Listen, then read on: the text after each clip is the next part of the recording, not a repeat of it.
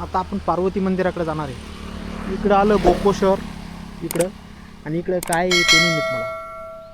इकडं आता वरती जाणार आहे आपण, इकडं वरती म्हणजे खूप वर आहे अजून. इथून जवळपास 1.5 किलोमीटर असलं म्हणे. आता वरती गेल्यावरच समजेल काय आहे. हा रोड आहे एकदम जबरदस्त आहे, गेल्यानंतरच समजेल काय आहे. चला तर मग आता मंदिरात जाऊ आपण. मित्रांनो नमस्कार, बबन बोर्डे यूट्यूब चॅनलवर तुमचं पुन्हा एकदा स्वागत आहे. आज आपण आलो आहोत पार्वती मातेच्या मंदिरामध्ये, जे की बोकोच्या जवळ स्थित आहे. इथून डोंगरावर खूप दूर आहे, बघू शकता. इकडं डोंगरावर जायचं आज आपल्याला. इथून 800 ते 900 किलोमीटर पायऱ्या इथून तिथून. तर बघू आता, चला वरती.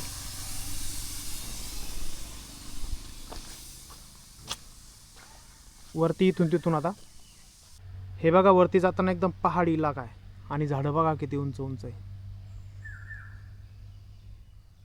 झाडाचं नाव काही मला माहिती नाही, बट एकदम शांत आणि एकदम मस्त वातावरण एकदम.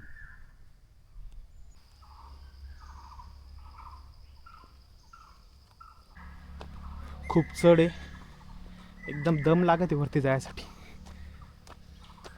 खूप शांत वातावरण आहे. पहाड बघा खाली. आता इतक्या वरती आलो आपण, अजून खूप वरती.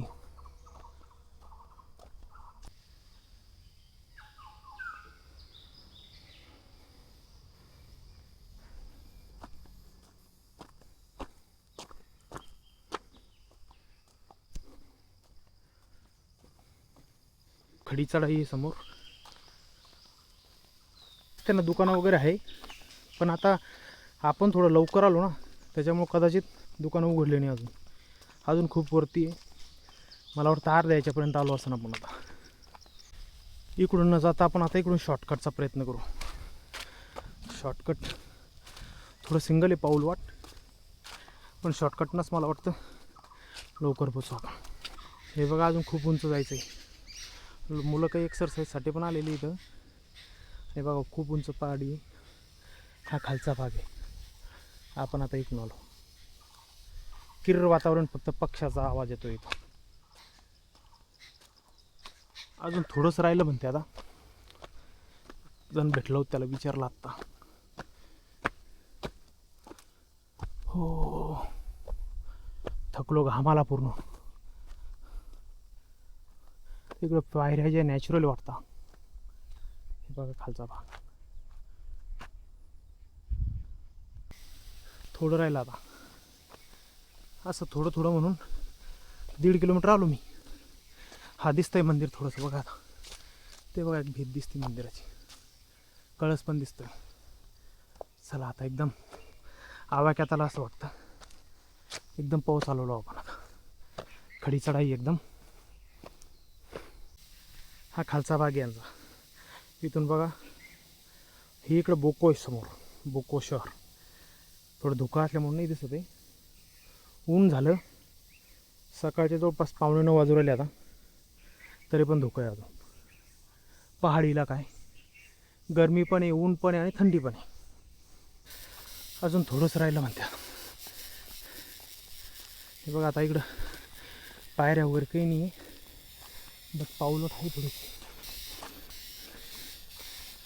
आलो आपण मंदिराजवळ जाऊ. वरती मंदिर इथं खूप उंच आहे. थकून गेलो डायरेक्ट. इथं मंदिरात जाण्या अगोदर हे एक मंदिर इथं आहे. हे बघा, इथं मूर्ती खूप सुरत एकदम जबरदस्त मूर्ती बनवलेली आहे. आणि हा संमती लिहिलेला आहे काहीतरी, काही समजत नाही.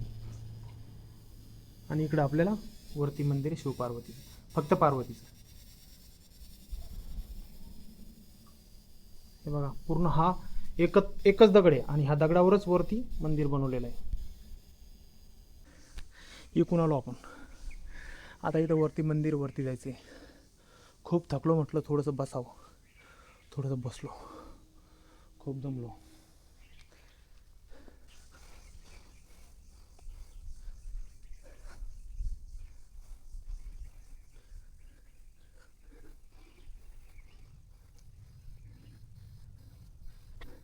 हे बघा मंदिर.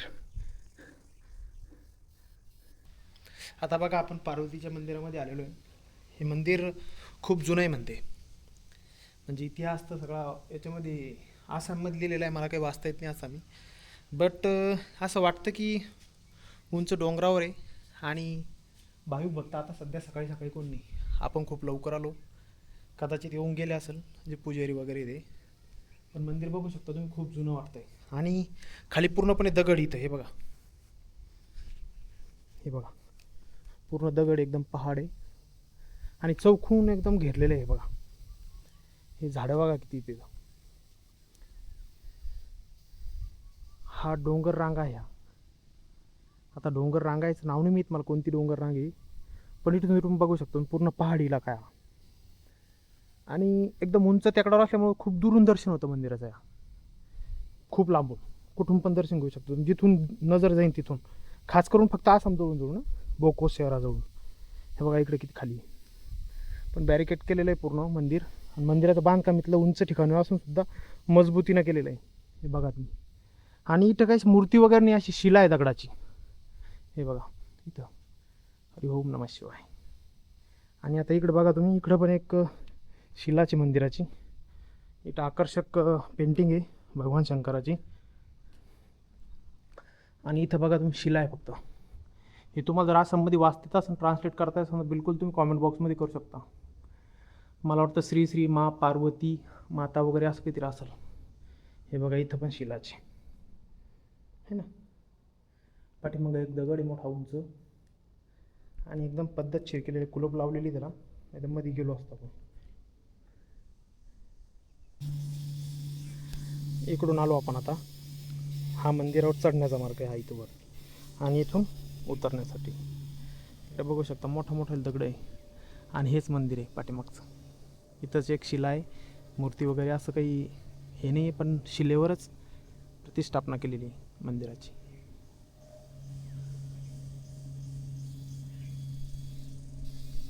काय एकदम पहाडी इलाका आहे. हे बघा पूर्ण एकदम खाली शेती पण आहे इकडल्या साईडला. इकडं शेती म्हणजे पूर्ण इकडे शेती, फक्त हाच एक डोंगर रांग आहे या शिलामध्ये. तिकडं बघू शकता तुम्ही, खूप दूरपर्यंत आहे. पुढं धुका असल्यामुळे जास्त दूरपर्यंत नाही दिसू शकत. चला तर मग आता आजच्यासाठी एवढंच. आपण आता खाली उतरतोय हळूहळू. खूप दूर आलो होतो पार्वती मातेचं मंदिर बघण्यासाठी. दर्शन पण झालं आणि चतुर्थी असल्यामुळं आज थोडं अलभ्य लाभ झाला आज. मित्रांनो, हे बघा कसं राखून ठेवलेलं जंगल आहे आणि हेच ऑक्सिजनसाठी एक महत्त्वाचा सोर्स आहे. हे बघा एकदम हिरवळ आहे. आता जवळपास एप्रिल सुरू झालेला आहे आणि एप्रिलमध्ये एवढं हिरवं असल्यानंतर बघा पावसाळ्यात किती असेल. तसा पावसाचा महिना चालू आहे म्हणा, इथं पाऊस पडला, पाऊस पडतच राहतो इकडे नेहमी. बट तरी पण हे बघा इकडे समोर पण डोंगर रांग आहे असं, आणि यांनी जपून ठेवली एवढी हिरवळ. झाडं बघा, आता यांची झाडं असे, इथले झाडं असे की त्यांचं नाव पण माहीत नाही मला, बट खूप उंच उंच आहे. आकाशाला गवसणी घालतील असे झाडं इथं, उंच उंच एकदम.